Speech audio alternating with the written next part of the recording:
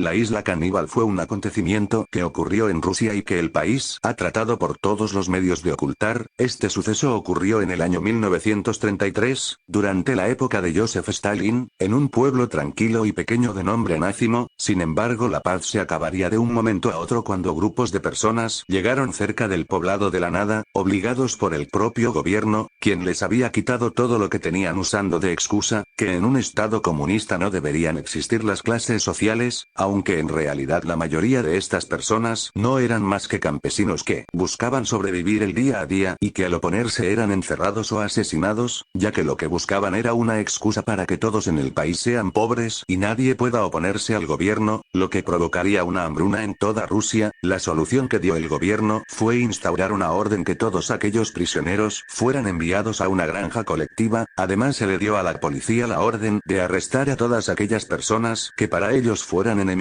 de la nación, dándoles una cuota mínima de 500 personas por arrestar, lo que empeoró mucho más la situación, ya que si no lo hacían ellos y sus familias serían los que irían a esas granjas. La situación escaló tanto que cualquier persona que no tuviera un pasaporte o un trabajo era enviado a estos lugares. Literalmente ciudades fueron vaciadas por esto, miles de personas desaparecieron y nunca más se les volvería a ver. Su destino fue llevar a Siberia, aunque muchas de ellas morirían en el camino a causa del frío. Más de 25.000 personas serían llevadas a estas supuestas granjas. Sin embargo, los poblados a los que llegaban no tenían ni idea de lo que estaba pasando, ya que el gobierno nunca se los había informado. No estaban preparados para algo así. Solo un mes después, más de 90.000 personas habían sido enviadas a estos lugares. Como no había manera de mantener tantas personas, los políticos de estas regiones dieron la orden de enviarlos en barca por el río Obi en dirección a una isla sin nombre. Cuando llegaron se dieron cuenta que la isla no poseía ningún tipo de casa en donde refugiarse, por lo que tuvieron que dormir a la intemperie. Para la mañana siguiente 296 personas habían perdido la vida a causa del frío. La peor parte de todo fue que solo se les daban a las personas una ración con 200 gramos de harina, menos cantidad de la que recibían en las prisiones. Muchos murieron de disentería tratando de combinar la harina con el agua del río. 4 días después, las lluvias heladas no dejaban de matar personas. Algunos de ellos trataron desesperadamente de calentarse metiéndose en las pocas fogatas que seguían encendidas, lo que provocó que muchas de ellas murieran por las quemaduras. En este punto las personas aún seguían manteniendo algo de cordura e iniciaron una protesta contra los guardias. La respuesta a esto fue dividirlos en grupos de 150 personas y darle a una sola de ellas 200 gramos de harina para que los repartiera. A partir de este punto inicia una lucha en donde solo podría sobrevivir el más sanguinario. Lo peor de la isla sin duda eran los guardias, quienes le dispararon por diversión a cualquiera que se acercara a la orilla, ofrecían comida a cambio de favores sexuales y arrojaban pan para observar cómo las personas se mataban entre ellas solo por mero placer. Un médico fue enviado a esta isla a informar el estado de los cadáveres. Se dio cuenta que a muchos de ellos les faltaban los órganos.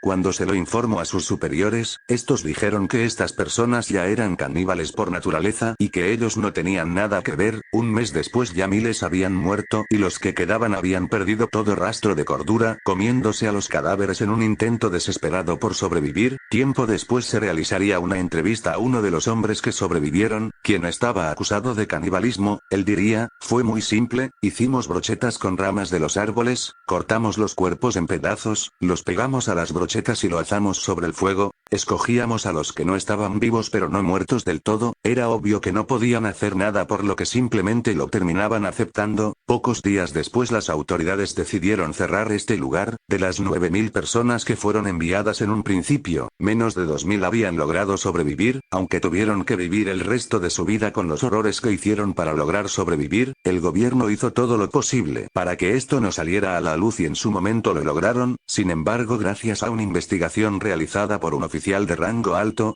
es que esto se supo, y el partido político se vio en la obligación de crear leyes que impidieron que algo como la isla caníbal vuelva a pasar.